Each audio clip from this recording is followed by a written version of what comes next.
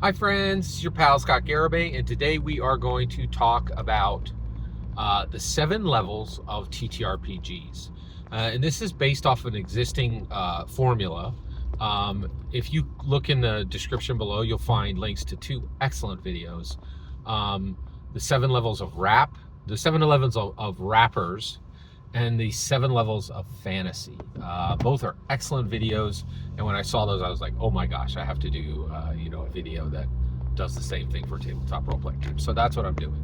So today we're going to look at level 5, which is the champion level, and this is tabletop role playing games that are excellent, right? Better than good, better than very good, excellent, truly stellar tabletop role playing games that are good in story, good in lore, good in rules, right? That everybody at the table is going to enjoy, right? And this brings joy to people, and this is a useful tabletop role playing game. And the tabletop role playing game I think that best describes this level of TTRPG is FFG, Fantasy Flight Games, Star Wars. Okay. Now, this thing is absolutely spectacular. It just accomplishes so much. So one of the things it accomplished was it treated with respect and intellectual property and showed the absolute pinnacle of representation for a licensed property from a TTRPG. They did no less than 30 or 40 books and broke the Star Wars world down into absolute incredible detail, and built brick by brick, character by character, vehicle by vehicle, weapon by weapon, the Star Wars world in a way that was respectful, in a way that was thorough, in a way that was thoughtful, in a way that was and also was commercially viable for a long time. Now I should explain.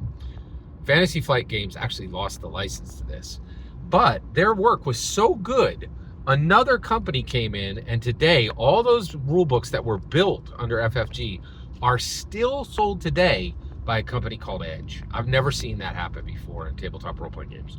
I know it has happened before, but it has never happened on a game I cared about, right? Actually, that's not true. It happened on Earth Dawn. So it's rare. That's the best way to say it. It's rare. This is extremely rare, and the books they created were absolutely spectacular.